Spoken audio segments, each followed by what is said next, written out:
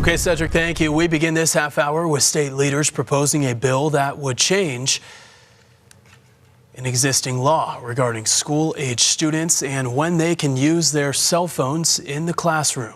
Under the plan, phones would only be allowed in emergencies, with Governor Spencer Cox already supporting the idea. We're going to go now to our Kaylee, who is live at the state capitol. Kaylee?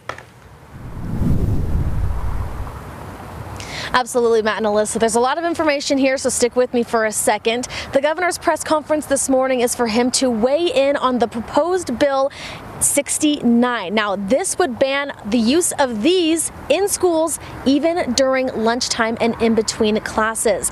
They're calling it the bell-to-bell approach. Students would not be able to use their cell phones at school from the moment it starts till the moment it ends. The restriction tightens the current law, which allows for use during lunch and in between classes.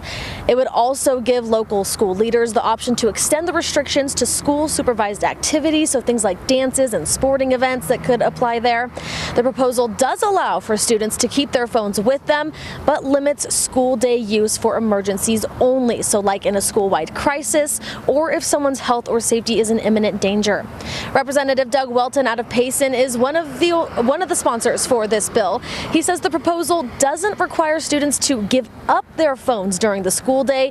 They just can't use them except for, like I mentioned, in emergency cases. Now, some parents had expressed concern about blanket bans, so this language clarifies that and allows for emergency use.